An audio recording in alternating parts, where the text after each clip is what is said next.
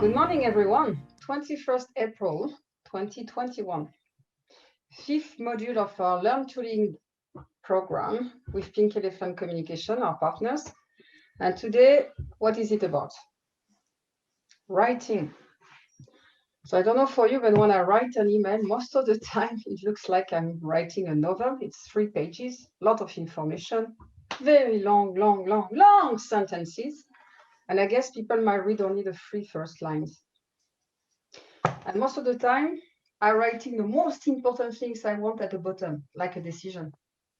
And guess what? I never get what I want. So I realized with Pink Elephant, that's a very important topic. How do we write, especially emails? How do we write a report? How do we write an article on LinkedIn that people are not getting bored after 3 lines? So they will enjoy reading your article, share it, link, like it, and so on. Most important, how can I get my boss reading my emails that he takes quickly a decision on the numbers? As a yellow-red person, that's a challenge. And I believe is the challenge for everybody. And those days where we are mainly communicating with emails, writing things, there is a learning to be a better leader, because what we want is to have people following us, taking decision with us quickly, reading what we write, right? Otherwise we are feeling not heard, not listened, not accepted, and we get angry with people. So my suggestion for all of you, look at your email after this meeting, look at the email you sent in the last 3 months, and have a critical view as a feedback to yourself from what Andrew and Colin will teach us today. How can you do that better?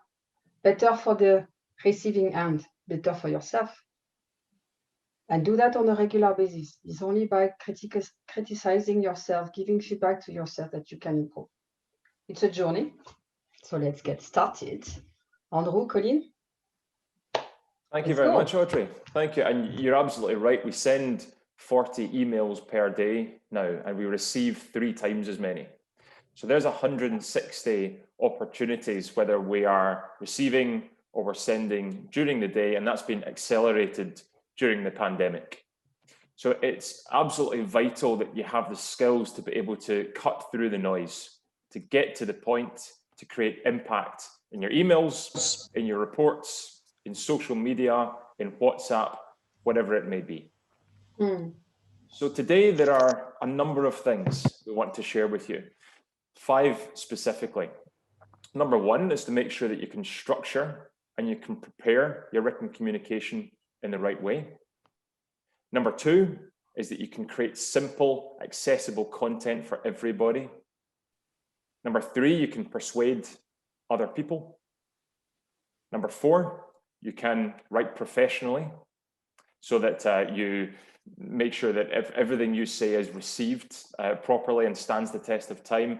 And number 5, you can proofread and self-review so that before you hit send, you're happy with how it looks.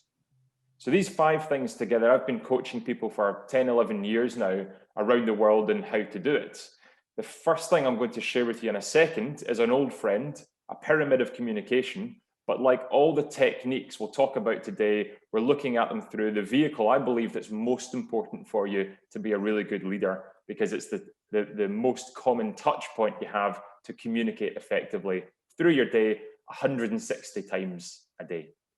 Colin, would you like to introduce yourself and just tell us what today's about from your perspective? Yeah, absolutely. So hi, everybody.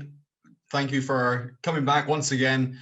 Delighted to be here. I'd like to start off with a quote, actually, that I believe reflects what we're going to talk about today. It's often attributed to Winston Churchill, but I believe it's actually from a French philosopher in the 18th century who said, "I'm sorry for the length of this letter. I didn't have the time to write a short one." And it's a reflection of the fact that to make something short in writing actually takes longer than it does to just write something that is free-flowing and full of information. And that is what we're aiming to get to today, where you can sit down to your emails, to your reports, to some sort of document that you're putting together, a proposal or a pitch, and you can apply the rules that we're going to talk about, some of which will be familiar from our previous sessions, but some which will be new as well.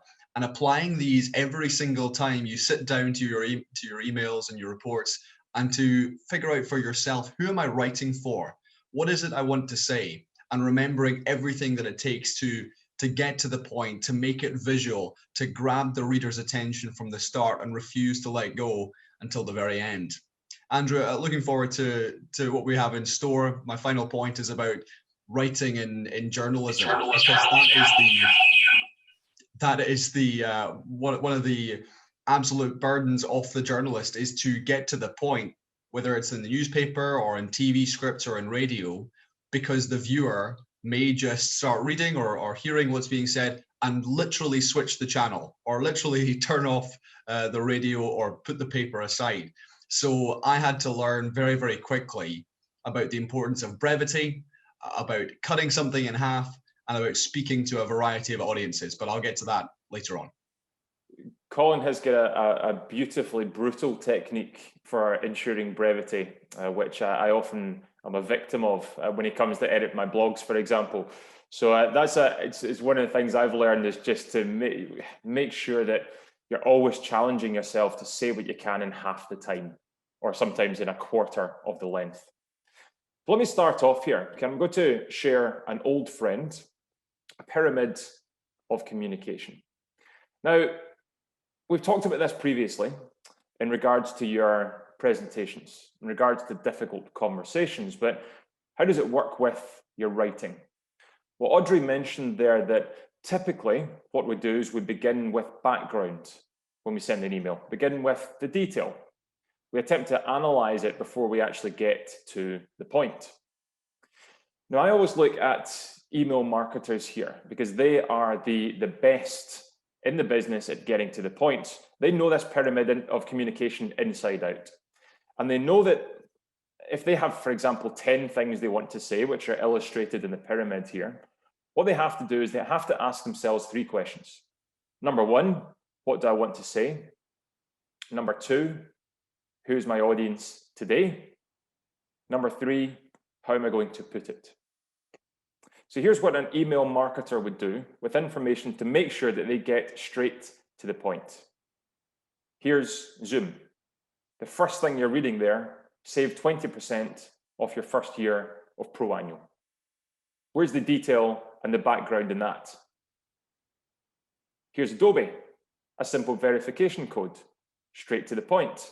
In 5 words, you have all the information you need to be able to act. Here's PayPal. They summarize the benefit to you in about 12 words at the start of the email. So they know how to grab your attention, and they know that we're muddling through these 160 emails every day, and theirs has to get to the point. But we do this. We leave that point right to the end, and we tell people 9 or more things that are less relevant before we get there. What happens? You either don't get a reply, or the reply takes much longer. It's marked in a mark as read or mark as unread folder, deal with later folder. Now, I want to show you a statement here. Okay, and this, you may have heard about the European Super League. It looks, thankfully, now as if it's about to crumble and fall apart. But in summary, this was an attempt by 12 so-called elite football clubs in Europe to break away from the traditional Champions League format and start their own closed competition. Now, organizations like UEFA, the European Football Association, and FIFA, the World Football Association, they do what we do. They give us upside down pyramids of communication. I'd just like you to spend 30 seconds reading this statement from UEFA about the proposed European Super League, which, by the way, it strongly opposes. And I'll talk to you about how they can get to the point much more clearly. So have a read over that for 30 seconds.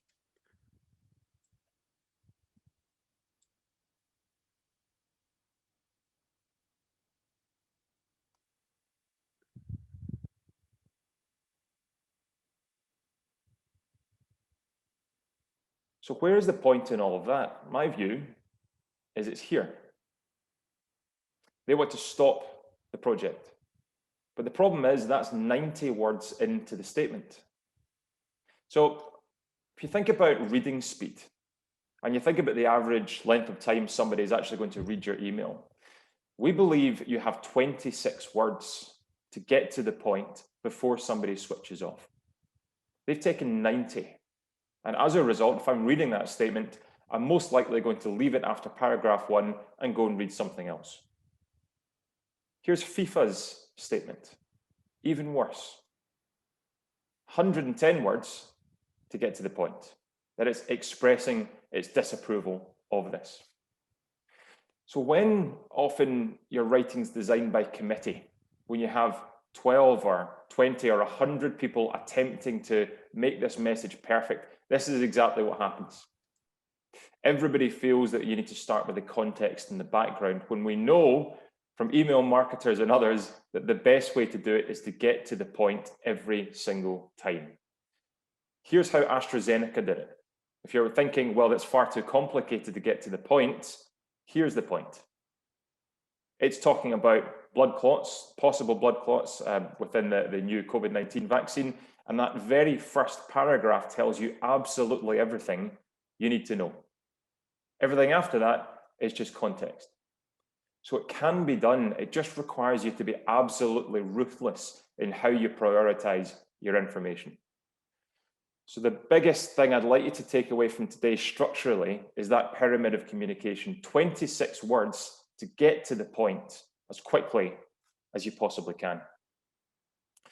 Colin, you would have used this technique as a journalist, and what I'm really interested in is how do you cut something in half? How do you make something as brief as it needs to be to satisfy your audience? Yeah, absolutely. It's a vital question because brevity is a skill in itself. When all of us have less and less time to read the emails we're getting, to really read the reports. I mean, even with those statements that you were showing on the screen there, Andrew, I found myself skipping over the first paragraphs because it just failed to interest me. All I was seeing was acronyms and brackets and organizations. I thought, what is the point? And so brevity is absolutely vital. What I believe needs to be said here is when it comes to a really complicated subject matter, something like the vaccine, for example, would have been a great case for that.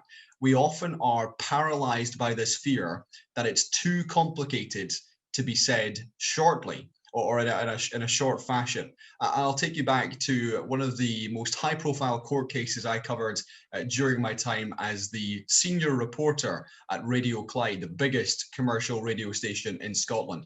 I was covering a story which had 9 separate men who were charged with a total of 27 different criminal acts, including kidnapping, attempted murder, extortion, blackmail. The list went on and on. This trial had been running for 12 months. It had gathered some headlines from the daily tabloids. I had been covering the final stages of the trial. And then finally it came to the sentencing. And with the 12 months of court stories before that, the 27 different counts they were facing, the 9 men who were on trial, and some of the really standout crimes that they were faced with, I was told by my editor, you've got 45 seconds to explain this story. Now we work to 3 words a second. 45 times 3, that's 135 words. So how can I tell a story that complex, that complicated in 135 words? The key is to start with the broader points that interest everyone and save the detail for later on. So how did I do that? Well, I start with that broader point as we've seen there in the example of the vaccine. 9 men have been jailed today for a total of 89 years for their part in a UK-wide criminal gang. The men, aged between 31 and 57, were on trial at the High Court and have been since the summer of 2017. Their crimes included X, Y, and Z. Speaking at court, Justice said, blah, blah, blah, blah, blah. there's more at the news pages of our Radio Clyde website. And the key here is that for brevity, you want to give people the main points and save the bulk of the detail and put that somewhere else. And the best news articles do this. I was reading one this morning about the George Floyd case. And after 4 or 5 paragraphs, the BBC News article said, want to learn more about the case? Click here. Now you can do the same with your reports. You can do the same with your emails. If your subject matter requires a much more broader discussion or has, let's say, pages and pages, months and months of detail, the best way you can cut these emails in half is simply to give people the option to read it elsewhere. And that could be in an attached PDF file, in a, let's say, a Google Docs link that you put into the email, that you put into the report, because suffocating people with the detail is often the worst thing you can do, because people will see the pages and pages and lines of text and say, you know what, I'll read that another time, and another time becomes never. So brevity requires you to start with the general points, that the most important points, to marry that pyramid of communication in with your audience, to ask, what's the most important thing that my audience as a whole needs to know? And if I've got an incredible amount of detail, I need to be able to give that to people if they wish to read it. But you've got to decide, is it really vital that they know every single detail, every single crime of the 9 men over the 27 counts, over the 18 months of the investigation? The answer was no. It was really interesting to me, but did my audience need to know it? No, they didn't. All they needed to know was the main point of that case. What was the outcome of that case? And did I tell the story in 45 words? Yeah, I did. And at the very end, I said, if you'd like to find out more, you can do on the news pages of our website. So that's the skill in brevity. It's deciding what is absolutely vital to say and what can people find out for themselves if they wish. And that's something which can take time to decide what's really in it for the audience and what do they need to hear. Andrew, anything else you would add to that? Just that as a journalist, Colin, I know you would have had different versions of your story. You would have had a 10-second version, a 30, a 2-minute, a 10-minute version, whether you're a very brief news bulletin or you're writing a double-page spread. And Ariane's question here is really relevant to this point. Ariane, you asked, don't we just give so much background because we want everybody to know enough to respond? I believe that's one of the reasons. I also believe another reason is we want to get everything off our plate. So we give everything in one and we can forget about it for a few hours. So it requires you to do a couple of things. The first is to put the recipient before yourself, to say to them or to write your communication in such a way that it does take you a bit more time. So you're having to put, for example, 4/5 of the information in an attachment, but you're keeping the email brief enough that they're interested to read it, to open the attachment, to respond. And the second thing is to step into their shoes, because that pyramid of communication is all about what they need to know rather than what you need to tell them. So that's the communication switch you need to make. See it from their perspective. So that's the pyramid. Please take that with you your whole life and use it in all of your emails. Wouldn't it be great if every email you received got straight to the point in 26 words? So Colin, let's move on to simple and accessible language. We meet an old friend here in the form of jargon. Tell us about jargon, Colin, and why it's so poisonous in writing. Yeah, jargon is anything that your audience reads and fails to understand what you're talking about. And as soon as you lose your reader, they start skim reading, and sooner rather than later, they actually just stop reading.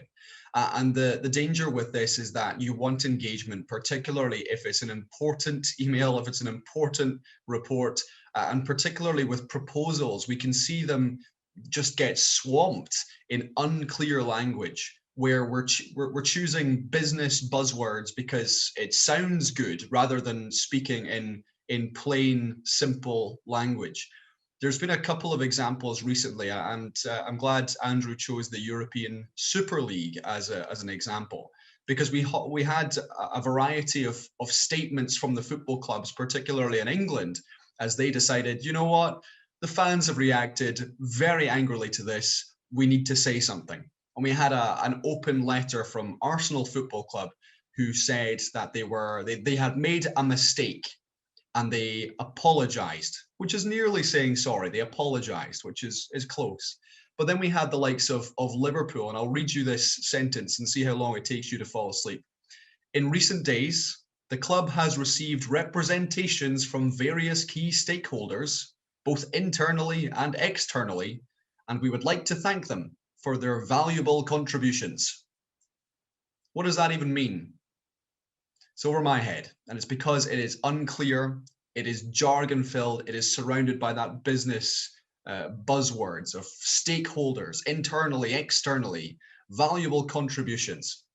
And even at the start, they confirmed that their involvement in this competition had been discontinued, as if it was some item at a store that you are unable to buy anymore. They've discontinued their involvement. So why do we do this? Why do we write like this? I believe there's a couple of reasons for it. We want to sound more authoritative than perhaps we feel like we are. And so we have these big statements, these bold statements with words that just sound silly. But I'm sure that the person who wrote this felt like it was the right level that they had to aim for. Another of my favorite jargon phrases that I heard recently was a company who told me that their website was going to start offering entity-based discovery. And I thought, I'm completely lost here. What on earth is that? They said, oh, we're running our own search engine. It will be like Google, because that's an entity-based discovery site. I said, right, okay, entity-based discovery. Why are you calling it that? And they said, because, oh, I don't know why we're calling it. It's a search engine. And my point to them was, you've got to speak in plain English, because it might sound professional or particularly the right thing to say in the business context, but does your reader actually understand what it is you're talking about? I believe in business, we've got to get away from this emperor's new clothes way of thinking, where so many of us and businesses are culpable of this across the world, speak in a certain way, and nobody says, hold on, I don't understand what that means. Can you explain it? So the onus is on us as the communicators, as the writers, to write in a way that everybody reads and gets first time without having to say, sorry, can you explain that? So entity-based discovery is certainly one of my highlights. For those of you who have been on our previous sessions, you'll remember our Pictionary game, which is when I ask you to draw three things. The first thing is the Eiffel Tower, and everyone can draw an Eiffel Tower. The second thing is when I say world famous monument, and we get a whole variety of different things. The Arc de Triomphe, Big Ben, the London Eye, the Statue of Liberty. But actually I was thinking of the Great Wall of China. And this is what happens when we use vague language and different readers interpret different things. And then we get to the final round where I say consolidation or key stakeholders, and you're unable to draw it because it's jargon, because it's an abstract. So we've got to get away from this, because that is when we lose people. That is when readers decide, I've got better things to be doing than reading this piece of writing, this report, which is unclear, which is full of business buzzwords. So when it gets to the consolidation, when it gets to cross-functional collaboration, which is what I heard yesterday, we've got to explain what do we mean.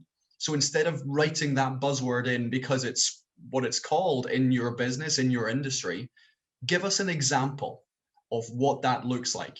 And if you need to use the jargon afterwards, then you can say, this is what we call cross-functional collaboration.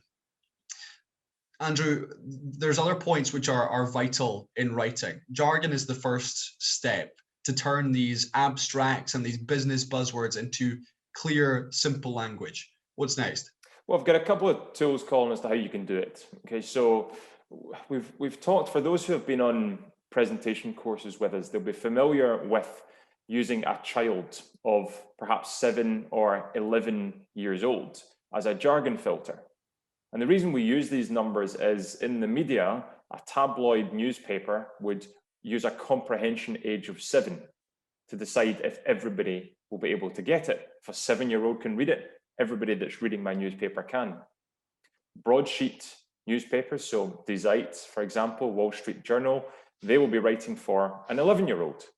But unless you have a 7 or an 11-year-old in your life, how do you figure out if something's jargon? Well, the good news is there's a very clever piece of software which can tell you. So I will share that with you just now. Now, first of all, let me share my screen. Okay, so let's take this sentence here. Now, this is a typical sentence I would see in a report. Just have a read over it for 10 seconds.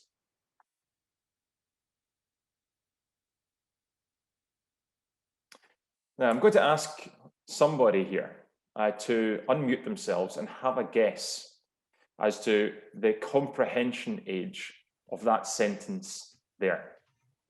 Who wants to have a go? We have a financial person in the call, Giulietta. Okay, Giulietta. Yes. What do you think? What do I think about? Sorry, that sentence.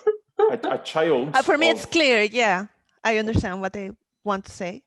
Okay, great. Now, if I put this into a piece of software, okay, it's going to tell me what the reading age is of this. So a tabloid newspaper is 7, a broadsheet newspaper is 11. A person of which age do you think would be able to fully comprehend this sentence? 25. Very close. Okay, so let's have a look. If I put this into Hemingway, and this is a piece of software I suggest everybody uses, okay? It tells me that it's postgraduate level.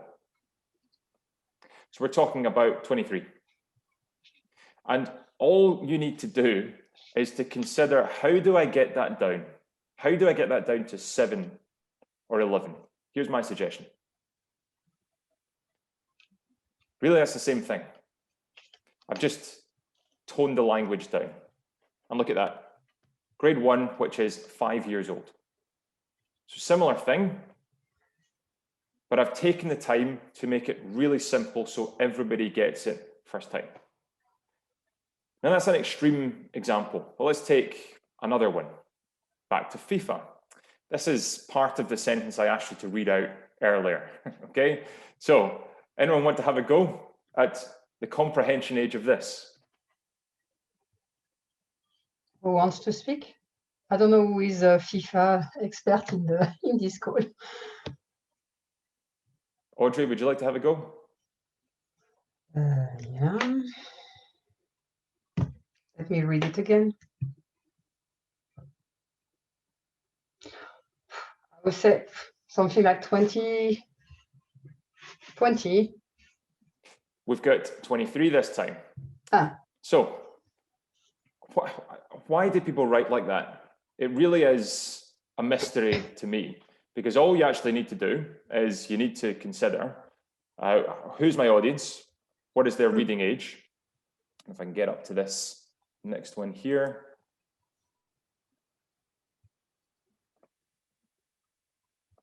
By the way, I downloaded this software as well. I found it useful to write. I found it useful to write articles. It's fantastic. I use this all the time, and one of our clients, which writes documents like this regularly, actually use this in their office. Everybody uses it just to make sure that they can get this reading age down to 7 or 11. So here's the example here I wanted to show you. That's the same thing, but now it's written for an 8-year-old, grade 4. So you can do this. You can cut your reading age by 2/3. You can take it from 22 or 23 down to 8. You can take it from 22 down to 5. It just requires you to tone the language down. It's a free piece of software. You can set it on your desktop, and I would urge everybody to use it. You can also see down the right-hand side here, it breaks it down. Why is something complicated? So it'll tell you here, for example, there are 2 adverbs which are increasing the reading age. You get use of passive voice. I'll come on to that. So Simple rule, get rid of jargon, replace it with really simple language. Now let me move on to something related to this, and it is sentence structure. Now we're taught in day one of English class about the syntax of the English language. And that is quite simply, the cat sat on the mat. That's buried in my brain, it always will be, or the boy kicked the ball. But somewhere along the line, we decided to stop using that syntax. And we started instead using sentences like this. This may make your eyes bleed, but it is an actual sentence I saw in a report a couple of months ago. Have a read.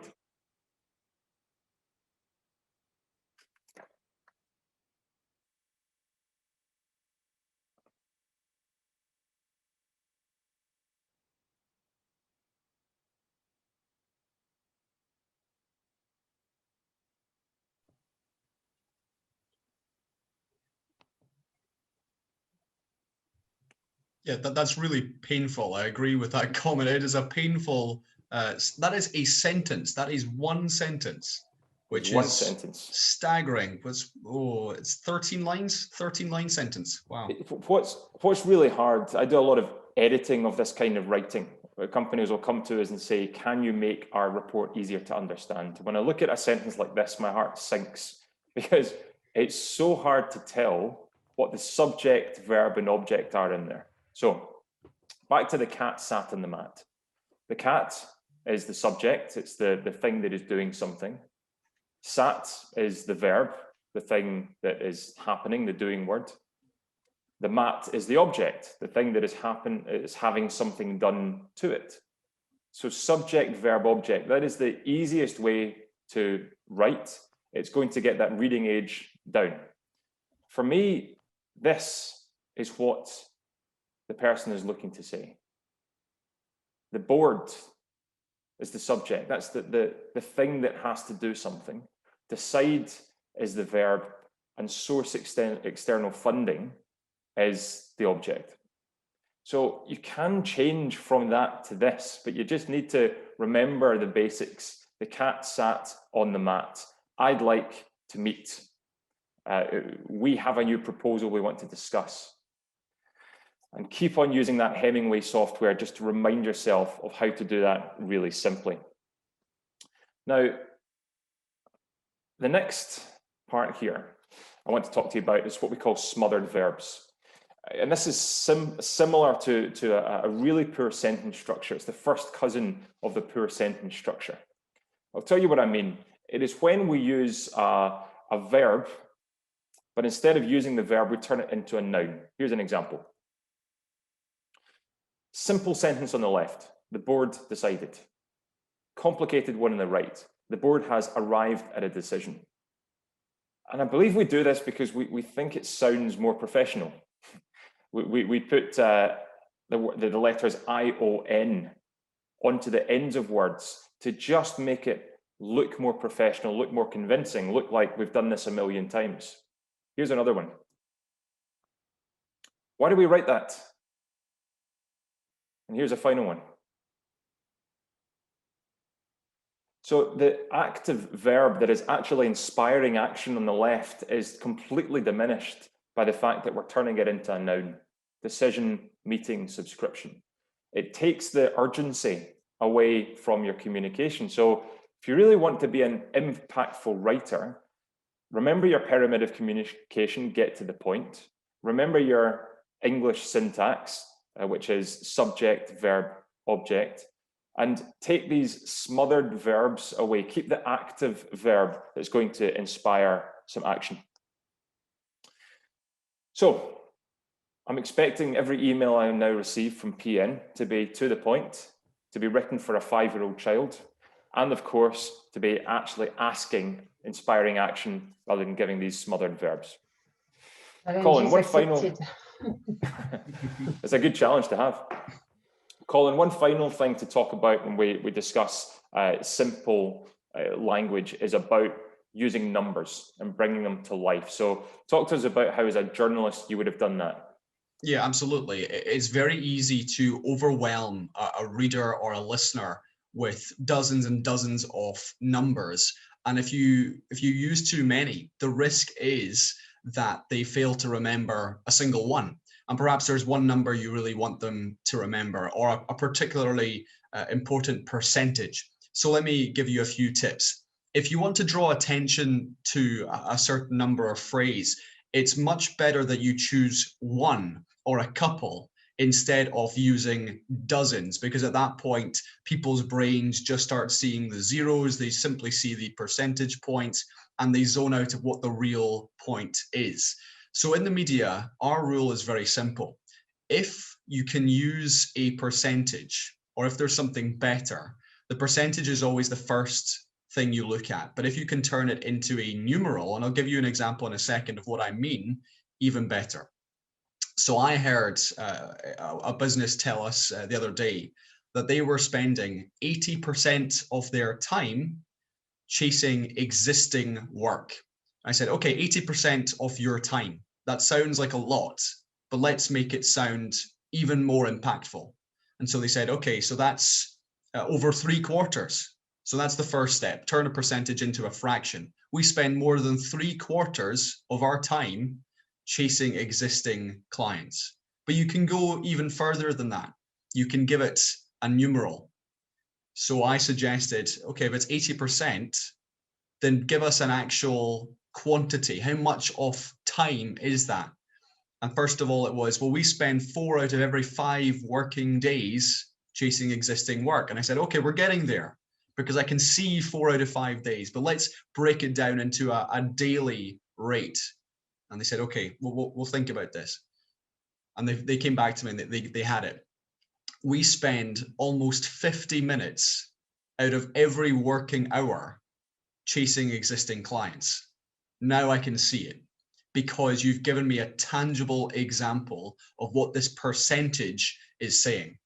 So in some aspects, you will only be left with a percentage. If you want to reflect year-on-year growth, for example, that's often a percentage. But in other cases, there's a better way of saying it.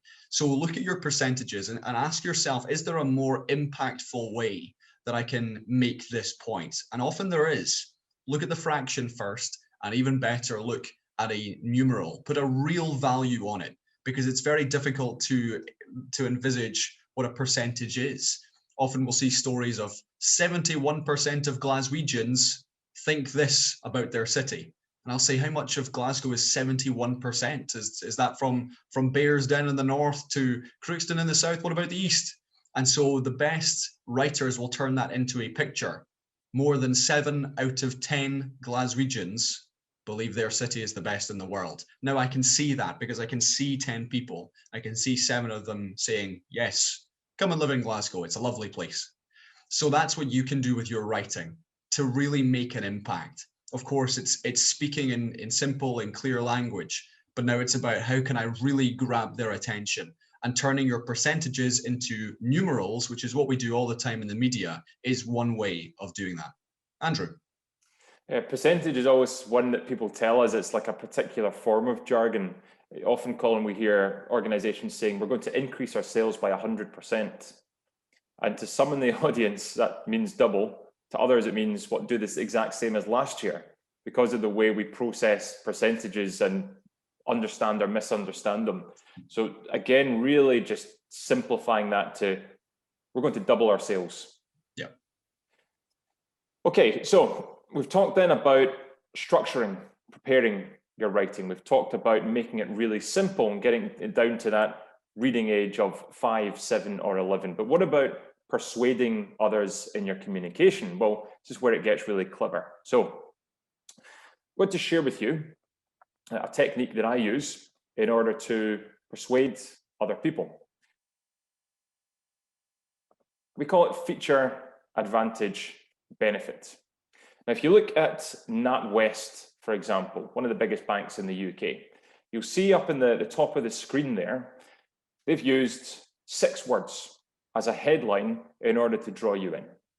Easy to use, safe to bank. And the only way that they are able to do that is to properly understand the difference between a feature that's a thing, and the benefit, which is how your life is going to be made easier by buying the thing. Here it is in full detail. Feature, advantage, benefit, a really good sales technique. The feature is the thing itself. Advantage, what that allows your customer to do. Benefit, how it makes your customer's life better. I'll give you some examples of organizations that know this inside out. So if you visited the EasyJet website in its early days, let's say 15 years ago, what you would have seen is an EasyJet plane, a 737 flying through the sky with the EasyJet logo on the side of it. If you visited a Hertz car hire site, you would have seen a car with the Hertz logo on the side. But now what these marketers have realized is that the car is just a feature. It's just or the plane is just a feature. It's a thing you get in. But the benefit to getting into that vehicle is that you arrive at your destination. So instead, you go to EasyJet website now, it'll have a picture of Sagrada Familia on there, or Marienplatz. If you go to the Hertz website, you'll see a couple in an open-top Tesla cruising down the French Riviera. They know what an experience is and how it helps us to sell, to part with our cash. So they understand the feature, an advantage, and the benefit, which is how that makes your customer's life better. I'll give you an example of how we would use that, for example, at Pink Elephant Communications. So let's take the Learn to Lead program. I would write down on the left-hand side all the features that I feel are important that would help me to sell the program to others. So down the left-hand side, bite-sized webinars, it's focused on leadership, and there's small groups. But if I was to say these things to you in isolation, it's hardly going to get you inspired. So I ask myself, what advantage does that give you? It allows you to attend from home, learn leadership skills, and gives you more one-to-one time. And finally, the benefit, how does that actually make your life better? Well, you can fit the modules around the working day, you can get promoted as a result, and you get your questions answered by a tutor on the day. Now, what I would then do is I would collect all of these features together and I would put them into a document that actually uses the features as headlines. So here they are: get promoted more quickly, fit each webinar around your working day, speak to the experts, unlock your potential, save more money with a PN membership. And the reason I'm doing that is many of us are now skim readers. These lines of content in the middle, it's unlikely we're actually going to read them because we're getting 120 emails a day. So what our eyes are drawn to are these persuasive headlines in the middle, the benefits that are laced through a document. But you have to understand the feature, advantage, benefit process first to be able to do it really well. So that's my advice to you. When you're writing a pyramid of communication, use it as a structural tool. So what is motivating my audience here? Okay, here are 3 things that are motivating them. And instead of wasting headlines in a report or an email with just descriptions or features, things that are happening, go a step further and use them to persuade your audience to act now. How are you making their life easier? Okay, Colin, now we talked about persuasive headlines. I'm going to pass over to you to talk about some of the things we've discussed in previous courses, Pink Elephants, Watering Downwards, calls to action, but specifically how they relate to written communication. Yeah, you'll be familiar with some of these terms, but I believe it's vital that we recap them because Pink Elephants and Watering Downwards, which I'll give you a recap of in a second, are easier to spot in verbal communication because they really hit our ears and we hear them and we hear, that sounds awfully negative, or it sounds lacking conviction. But when it comes to the written word, because we've got more time to write out sentences and paragraphs, often we bypass these unnecessary negatives without even thinking about them. So the pink elephant, as a reminder, is an unnecessary negative. Anything that's not happening, that you don't want to happen, that won't can't, isn't the case. And we see this all the time, and particularly in headlines. And the damage that a pink elephant can do in the written word is it can be the one takeaway that your reader who has read this report, who has read this article or this blog, takes away from the piece. And news headlines are a great example of this, because an editor or a journalist has read the writing, has read the article, and has to come up with a headline. And Andrew's talked about the importance of headlines there already. So I believe, Andrew, there's a few that I can show on the screen to demonstrate the point here of only ever saying what has happened, what is happening, and what will happen. Because the risk is you start talking in pink elephants and telling people what's not happening. So to demonstrate the first point, let's go to this one here, which actually is a little bit zoomed in there, Andrew. So I'll skip to the next one, which is the Andrew Cuomo, who's the governor of New York City. Now, this was a story about allegations referencing the fact that he had indeed touched people inappropriately. And in his statement, he started by saying, "I have never touched anyone inappropriately." And that became the headline. And now the impression you're left with is, that's a tricky one, because it sounds like he has, because he's saying that's what he's never done. But as we've demonstrated with pink elephants, if I started today's session by saying, "I'm not hungover," I'm leaving you with a totally wrong impression. So similarly here, "I've never touched anyone inappropriately," all you're left with is that touched people inappropriately. So what does he need to say in this case? And of course, we will leave it up for judges and courtrooms to decide if he is guilty. If he wants to avoid the pink elephant, he would say, "I have only ever behaved appropriately around women." That's what has happened, as opposed to what has never happened, leaving people with the wrong image. Okay, let's move on. The next one, I believe, yes, here we go. "Don't think the pandemic is over." And of course, there we have that glorious pink elephant of "the pandemic is over, but don't think it." This is what happens when we use pink elephants. This was a throwaway line from Professor Chris Whitty, who's one of the most senior health officials in the UK. And he was giving this speech, which then became a transcribed report. And the editors across the UK thought this was the main point that he was making. Don't think the pandemic is over. But of course, now we're talking about the pandemic being over. So what does he need to say? He needs to say what is the case. And so he ought to have said, "The pandemic is still here. Remember, the pandemic is still ongoing." So this is a rhetorical way of speaking. And Andrew, you can bring me back. Unless you've got further pink elephants here, I can talk you through. Because the importance is that when we get to a stage of writing our headlines or writing our main summaries, our main points, we've got to tell our audience what is the case, what has happened, as opposed to, as we've seen there, what's not happening, what would never happen, because that leaves your audience with a totally wrong image. And this is, as I've mentioned, and if you've been on previous courses, you'll know the importance of this.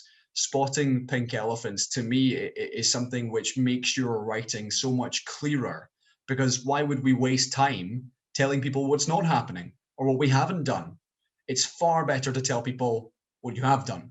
But closely linked to the world of pink elephants are the watering down words.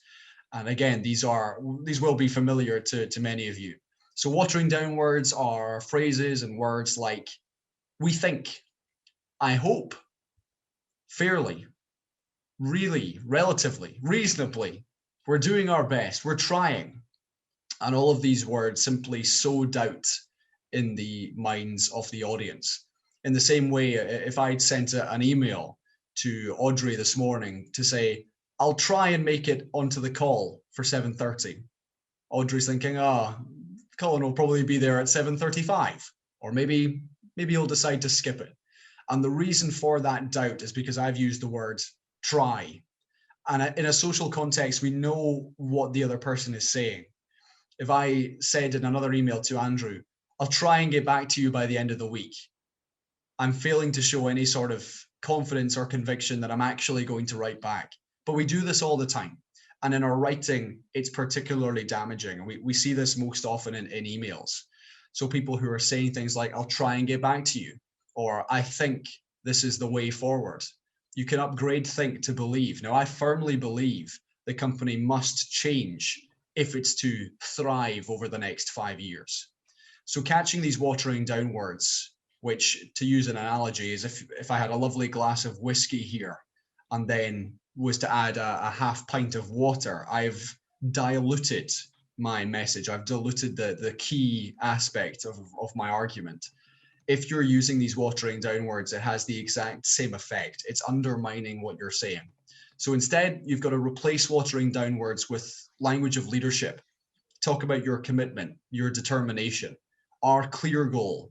We firmly believe, and that means you get rid of the thinks, tries, do our bests, hopefullys. One of the first ways you can start is in your emails. I hope you're well becomes I trust you're well. I hope that made sense. I hope you've learned something. I trust you've learned something. Andrew, there's a couple of further points to make here. The call to action is vital in any sort of writing. I mentioned one earlier, which is if you want to find out more, visit the news pages of our website. That is a call to action.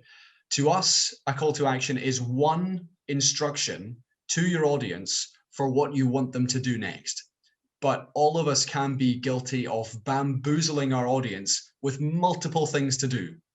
In a presentation, it can sound like, well, if you'd like to speak to me for a coffee at the end, I'd be delighted to chat. You can also email me. Here's my email address. Give me a call and add me on LinkedIn. And what research shows is that if you give your audience options, they're much more likely to do nothing. But if you give your audience one clear instruction, they're far more likely to act on that. So consider what your ask is.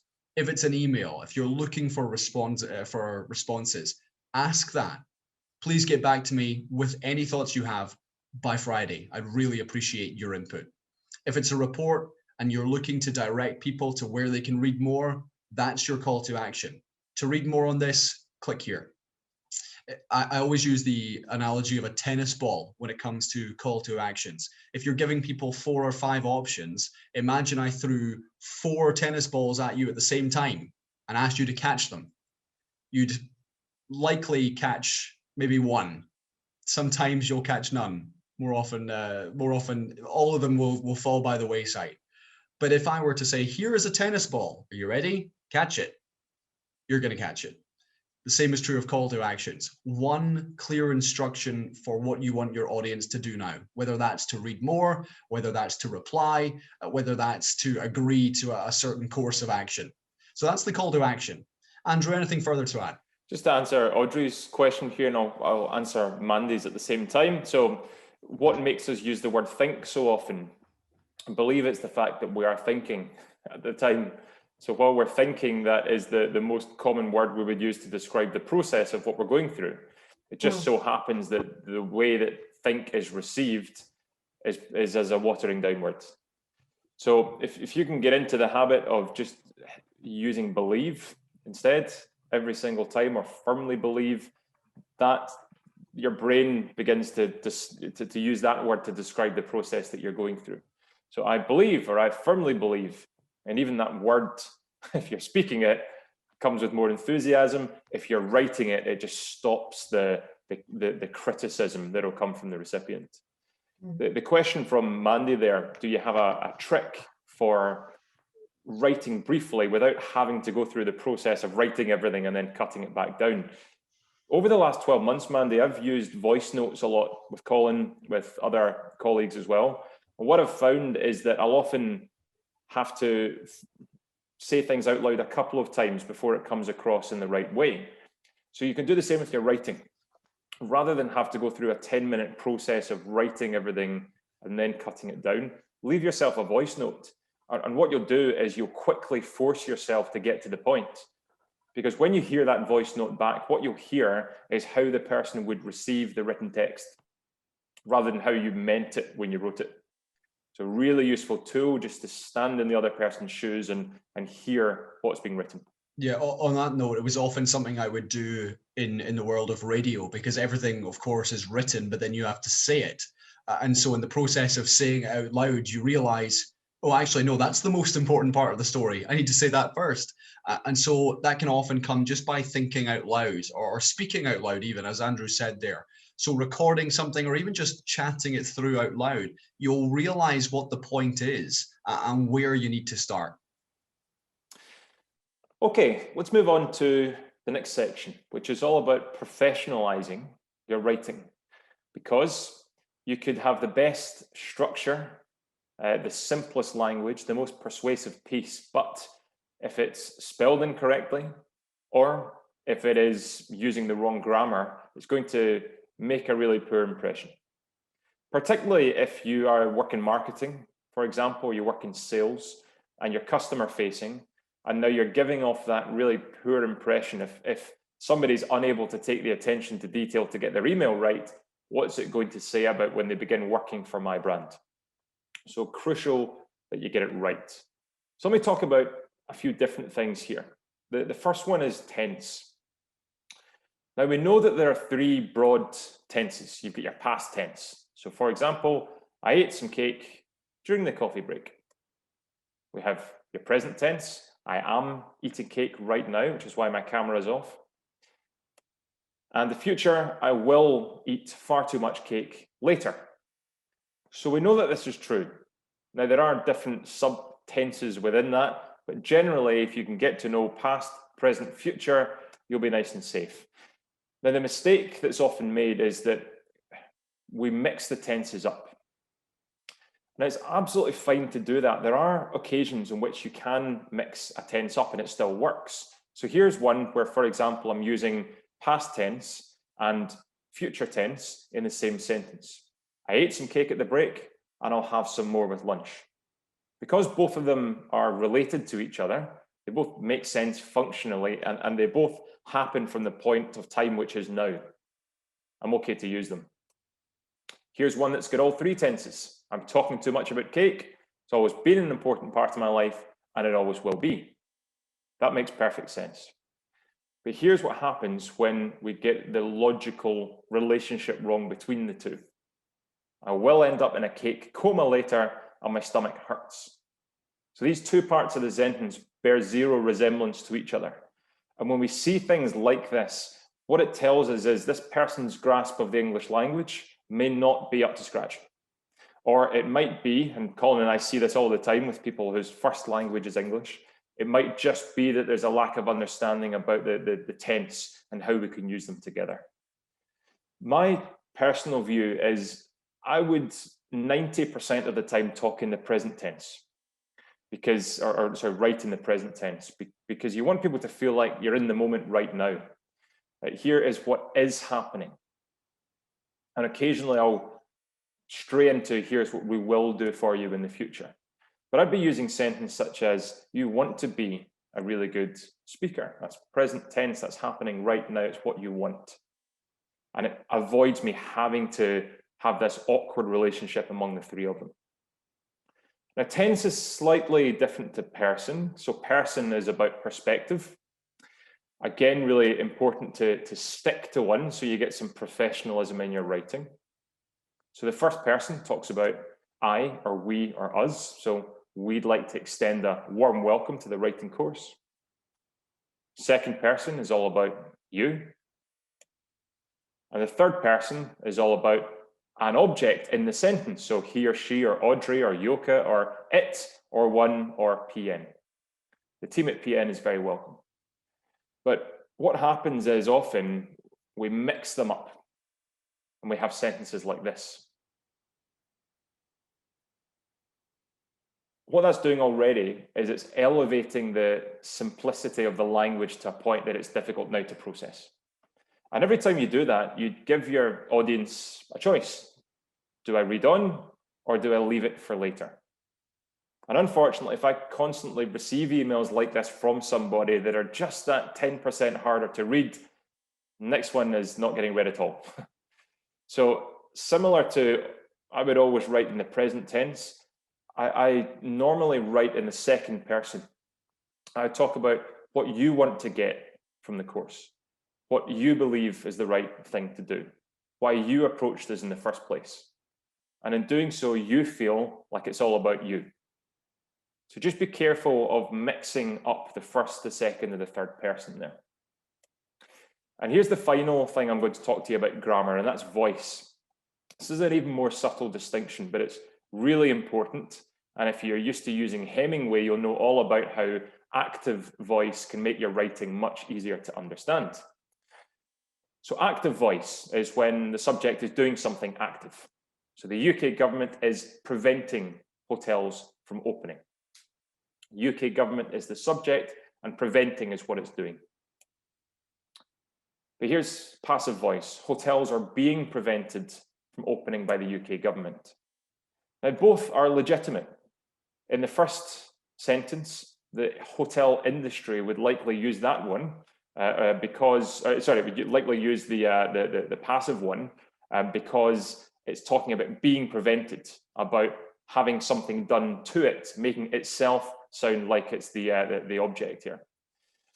So both have their place, but if I see a sentence like this, the communication skills of PN members are much improved as a result of the work carried out by Pink Elephant. That's passive voice. And to me, what that's doing is it's reducing some of the impact in what I'm going to say. Instead, I would write it like this. It's active. The active verb there is Pink Elephant has helped to do this. So we sound like heroes. And that's the impression I would want to convey.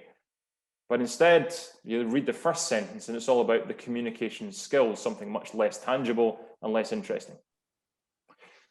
So similar to using second person, to speaking in the present tense, I would always use active voice to just inspire action. And if you understand the subtle distinctions among the three of them, it's going to make your life a lot easier. Now, Colin, I just want to come to you here. You do our social media, Colin. You write all of our blogs. And I know what you do is you have a style guide to make sure that when something is put out, it's done consistently. Very few organizations we work with, Colin, have this in place. And as a result, when we do writing courses and we ask for a group task, we get 10 different things coming together looking differently. So talk to us, if you would, about the importance of a style guide. Yeah, we believe that style guides are invaluable for businesses and companies worldwide, because it means that you could have dozens and dozens of people in a company. You ask them all to write a report. If you have a style guide, then they're likely to come out looking very similar. And that's what you want. It's consistency across the board. But as Andrew says, we run courses where we ask people to write similar styled documents, and they all come out looking very, very different. One person uses Times New Roman font size 12. Someone else uses Arial font size 9. They've got headlines. The first person's gone without. Theirs is half a page long. The other person's is 3. And this is what happens when your business is without a consistent style guide. So to give you an overview of what ours looks like, it's simple. And that comes with blogs. This comes with report writing as well. So for headings, it's a maximum of 5 words, and it clearly states the benefits to the reader, whilst also avoiding technical jargon, of course. The grammar is an easy one to follow as well. Anytime there's ellipses, so the 3 dots in a row, or a hyphen, those get taken out, replaced with commas, or rewritten entirely. We use our headings in lower case settings, typecase as well. We often see with YouTube videos that these are written in capital letters to really grab your attention, but certainly from our perspective, we want everything to be in lowercase, avoiding semicolons and exclamation marks, which of course we see plenty of in YouTube videos as well. Now, Andrew, you've already touched on the fact that active voice is preferable to passive voice, avoiding smothered verbs, which you've touched on. And for text that is over 100 words long, what we'll do, particularly in blogs, is we'll bold the important words or phrases to really draw the reader's eye to what we want them to take away from that section. When it comes to the layout, then we're looking at the absolute maximum of 2 lines per sentence. If a sentence is going longer than 2 lines, then the sentence is too long. It needs to be cut in half. At Radio Clyde, we had an even more savage rule, 1 sentence per line. If the sentence went over 1 line, it was too long. We had to shorten that down. All about brevity, all about getting to the point. And even things like bullet points will have a maximum of 3 bullet points at a time, a consistent formatting of bullet points. So the circular dots as opposed to dashes and dots and stars, which we can see in various reports. And when it comes to the actual font, how does it look? Then we use Calibri, font size 10. And that is even something as simple as the right font that is being used across the business is really important, because that is what ensures consistency. Even something as recently as working with Visit Scotland, the tourism board here north of the border, I had put together a video for them, and their media manager wrote back and said, "This is great, but can you change the font to Source Sans Pro, because that's what we use at Visit Scotland." And I did, because I thought, you know what, that's exactly what we're encouraging people to do, is be consistent with your style guide across video, across written reports, across documents. So if you're yet to, in your team or in your wider business, yet to put together a style guide, I would highly recommend that you do so. And this is ours. This is our style guide right here that we share with clients all the time. So that's what Colin's talked you through. It's 1 page, and it just means every time anybody from Pink Elephant communicates, it looks and sounds exactly the same. Yep. Now, Audrey, I see your message about us running late. Now, I've got us down to 9:45. I've got another 5 minutes on the clock. Is everyone happy to stay for another 5 minutes? That's okay? So. Yeah. All right. And with the volunteers, it's fine. We've got plenty from the other sessions, Audrey, so we can skip that section today and make sure everybody gets onto their coffee. There's one final thing I want to talk about, okay, and it's proofreading. And so very simply, the burden is on you, first of all, to proof your own writing.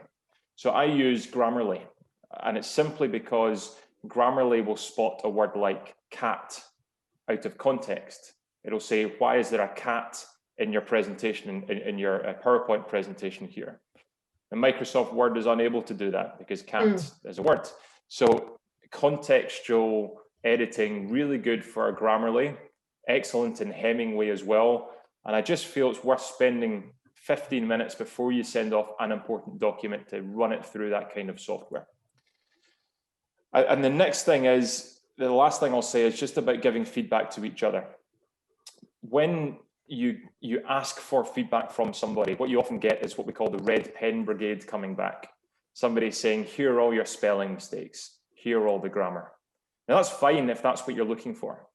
But often the reason we get that is the person that you're actually asking for feedback for is unsure what you're looking for. Do you want them to sense check it? Do you want them to spell check it? Do you want the format to be checked? Which one? Because we're unable to do all of them.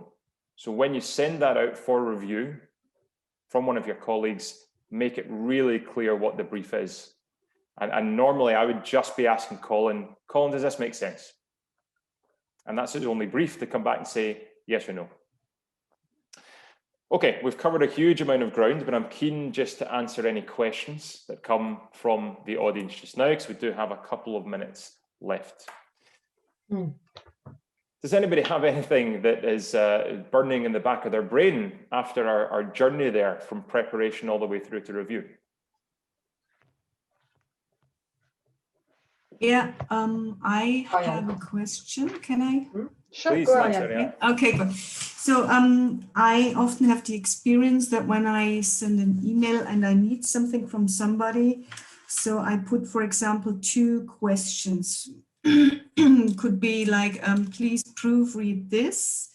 And second is, can you let me know by Friday what yeah, anything. So, and very often it happens that I only receive an answer for my first question or for the first, you know, that phenomenon. So, but I don't want to actually send out 2 emails. So what do I do about the fact that people usually only read the first part and answer to the first part of the So the trick may be combining them into the same question and making it really brief. So can you please spell check this by Friday? Now, it may be that your 2 questions are unrelated to each other. It's a difficult one. I've worked with people in the past who will send 5 or 6 questions in the same email, and all that happens is it gets filed for later because it's too difficult. People normally scroll emails asking, what do I need to do here? So I would combine them both into the same question, if you can. As a second tactic, I believe the one you mentioned is right, is send 2 emails.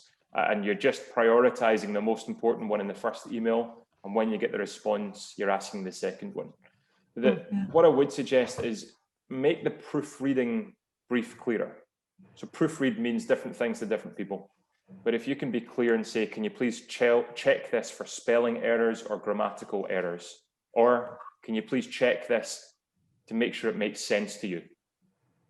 That's going to give an even clearer piece of feedback. Sorry, Colin. Yeah, I would add to that as well that what I feel is most effective, particularly when it's an important piece of work of writing that needs to be looked at, is you'd actually speak to them first of all, because that way you're making that personal connection of, oh, Andrew, I would really appreciate it if you'd look at this by Friday. I'm going to send you an email later. Because what can happen and what has happened is that you will say, Andrew, did you get my email? And they'll say, oh, sorry, I must have missed it. Thursday was a really busy day for me. And you've got that risk if you just rely on the email. So speaking to the person first, particularly if it is something you're really keen to hear back from, whether it's a review or looking for added points, speaking to them first and then following up is vital to do. Just a question from myself. I use now to put my ask in the title. Help needed and the time I need it. And again, it's a cultural thing. So I have heard in the USA, for example, that people will only respond to emails if it has the question in the subject. But if you send that email in Scotland, for example, it may be received poorly just because it's seen as too direct. So if it works for you culturally, Audrey, and it's getting good results, then absolutely keep on doing it. Depends on who the person is. If it's one of 100 emails a day and they can quickly respond to it, perfect. Also to put it at the beginning of the mail now, because before I said I was writing it at the end. Now I put it forward, first sentence. The intention of this email is to get the approval for, here are the details. I ask when I need the answer, but beginning, first paragraph. Certainly the persuasive headlines I talked about, that bodes true for email subjects. So email subjects are normally wasted opportunities because we write them first before we're clear about what we're actually going to say. So we have some vague subject title. I now write the email subject last when I'm absolutely clear what the point of the message is. I don't know for people, but this story about the person that we mix first, second, and third, and we are. I didn't know that. I wish we can get a bit more support there, at least to understand how to phrase it, and also the tense. I believe I'm swinging from one to the other. Yep. And I'm not an English person, so I have error in the grammatic, I believe also. But this you person, that you personalize the speech back to the person, something I didn't know. Okay. Well, you see this rule broken though at the highest level. Authors will do this, and I read it and I think, why has that happened?